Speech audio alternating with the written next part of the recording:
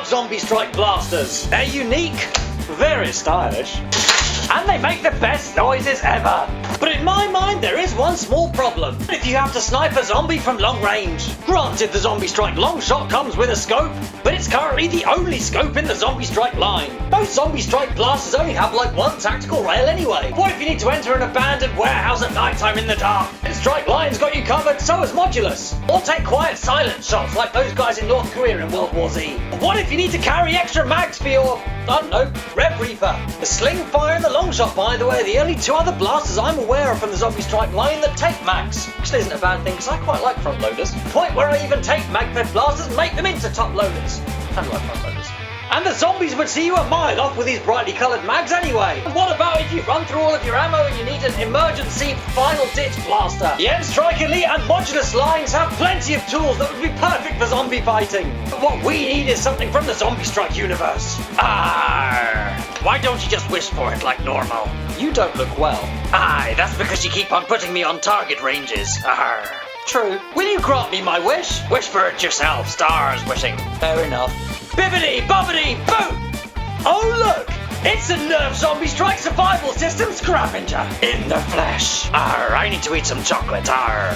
Where'd he go? Zombie Strike survival system. It's Dema? Do you gain skills in Russian martial arts by using this? The essential zombie defense kit. So this straight away makes me wonder if there aren't going to be more blasters along these lines with even more attachments. Kind of like Modulus Zombie Strike. Let's take a look at the back.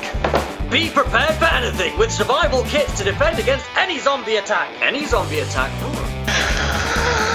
The noise that zombies make. The box of the last Zombie Strike blaster I reviewed also had pizza on it. Hasbro's eyeing up the pizza. What's with the pizza? Teenage Mutant Ninja Turtles crossover? Teenage Mutant Ninja Zombie Strike! Heroes with blasters. Collaboration! That's how the song would go. These guys look really happy about this whole zombie apocalypse thing. Most of the other humans on Zombie Strike boxes have looked kind of bothered about the whole undead death thing. But clearly, this blaster is so amazing that dealing with the undead is now a breeze. What's the no Sistema? How do you even pronounce that? Comment below. They've even taken time to visit the Eiffel Tower. Guys, if you're doing a world tour, at least visit Berlin as well. In diesem Überleben set bist du für Zombie-Angriff gerüstet. Like it says there, you'll be fine. So, what do we got? Last resort blaster in stock. I've seen other people do this with stocks. I actually took off a Lawbringer stock once and turned it the other way up, and it worked quite well. I love that this is a set of pliers. Still with the tool thing. And the zombies still have forks in their hands. They're still Swiss Army zombies. I wanted a stop sign. This is funny. It's like, my phone! Lol. Instagram. Targeting scope with clip holder.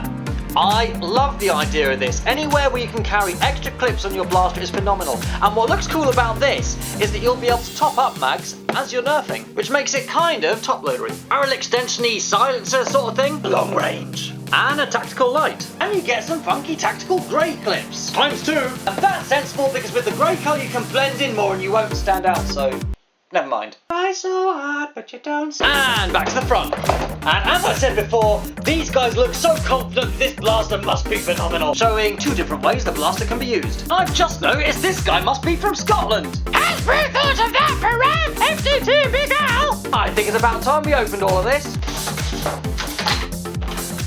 One blaster.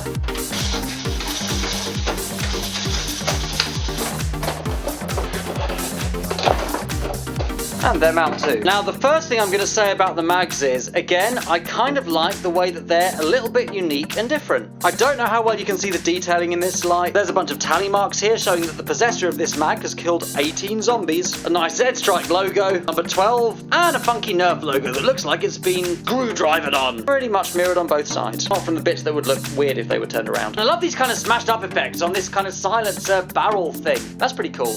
And the tactical flashlight looks like a flashlight that's been duct taped onto something, which I approve of. Some batteries in that in a second, see if it's any good. And the scope just looks like a kind of a tooly sort of thing. Screws to make a crosshair, and you can change the position of the mag holder, which is kind of clever. Stock is exactly the same kind of pattern that you see on any other Nerf blaster, which means that it can presumably go on any other Nerf blaster. For example, a Raider. Just holding this in my hand, I'm kind of wondering, if you didn't have the stock on, there isn't actually that much space to prime the blaster.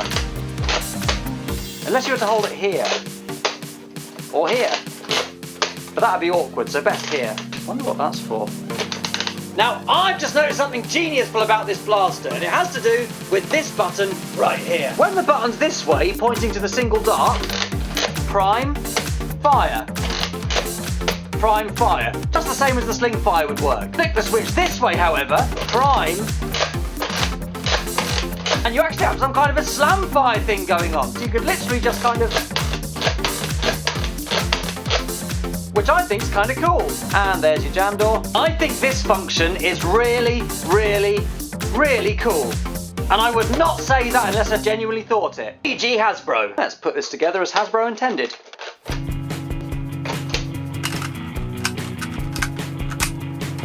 In my opinion, that may make topping off a little bit easier.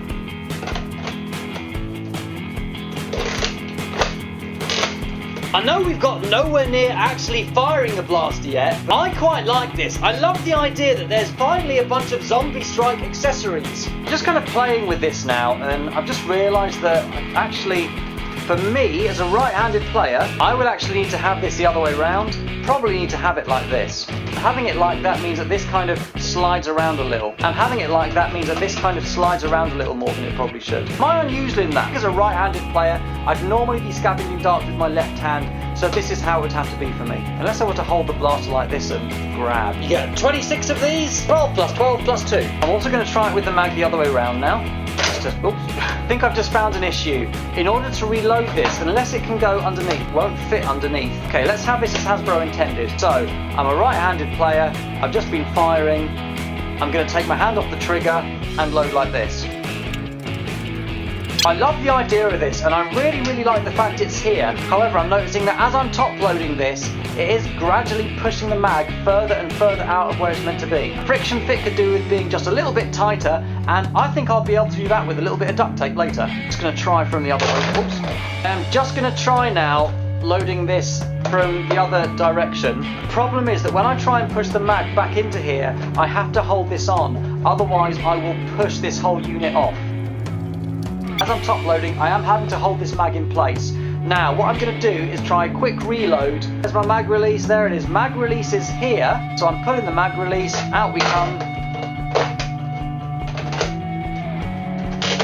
Reload again. Too much talk, not enough firing. So what I'm going to do here is I'm going to start off by clearing one mag on normal mode, this mag on slam fire mode, and then I'm going to fire that.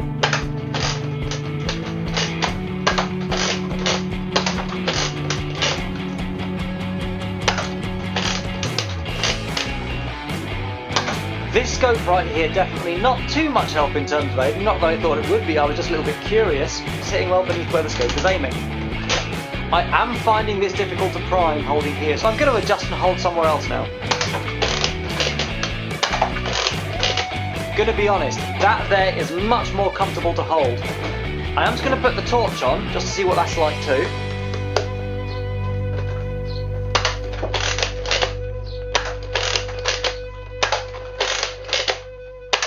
Honestly, this torch being here doesn't impede things too much.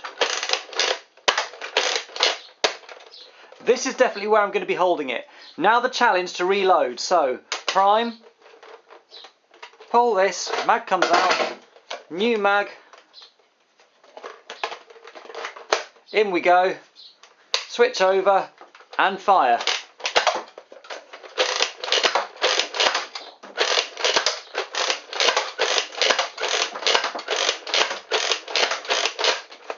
I'm going to take this off. Come on.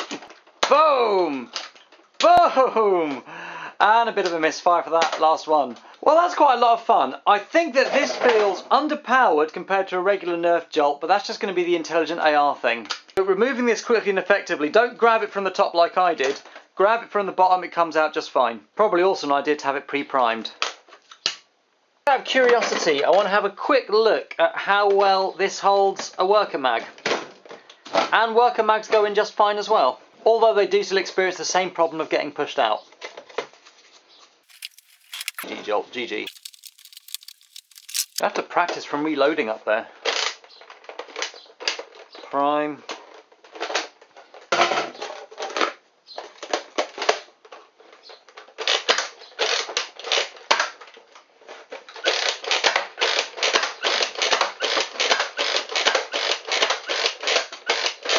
and the worker mag just fine as well. Because this blaster's called the Scravenger, I do actually have to try scavenging some darts as well. This is me reloading darts as if I would be at a Nerf war on the fly. So just picking up darts, and unfortunately this does keep on getting pushed back. I wouldn't say this is useless, it's just not as useful as I would have hoped. So I'm running around in a Nerf war.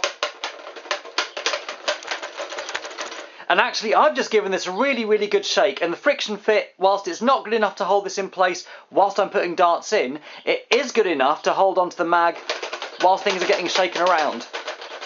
Which is important. You know what I've just realised? There's actually a bit of mouldy pizza right here in the box as well. What is it with Hasbro and pizza at the moment? And actually, firing from the hip without the stock on is actually quite comfortable as well. And I'm going to be honest, priming it is also easy without the stock, because this is going to be kind of difficult to explain, but with the stock, the end of this is kind of rammed into your shoulder and it's immobile, whereas without the stock, when you go like this, you can kind of push it up slightly, which makes the priming process a little bit easier.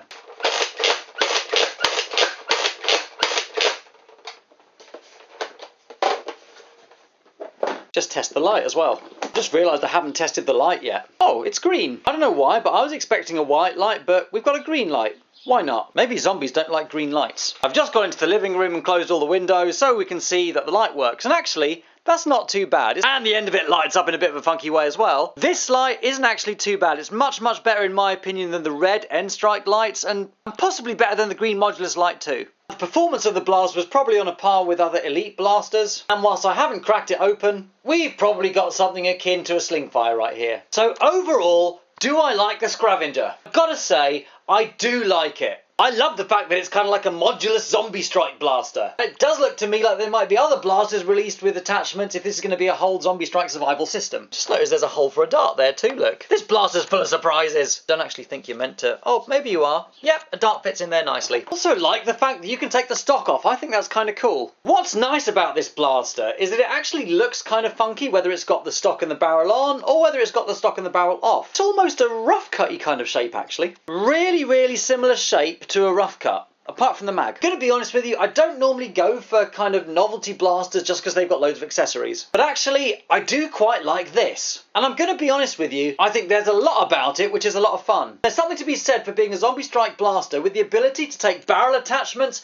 and stock attachments, as well as having 2 tactical rails. And a little hole for a spare dart. Attachments are really funky and unique, and I can see cosmetic modders having a lot of fun with these. Torch is good fun, and I don't know whether this is just psychological, but the stock felt really smooth to put on as well. How can I not like this with a name like Justajolt? Interestingly, there is nothing on this to indicate that it's part of the zombie strike line apart from the flathead screw effect at the back. I feel like the mag holder piece is a nice addition. It's original, Nerf haven't done anything like this before, and it's a cool way to carry an extra mag. Putting off a spare mag is going to require some dexterity on your part, because you do need to hold on to the rest of the mag as well as pushing darts in. But honestly, why not? I quite like it. So that's my review of the Nerf Zombie Strike Scravenger. What's in the stock?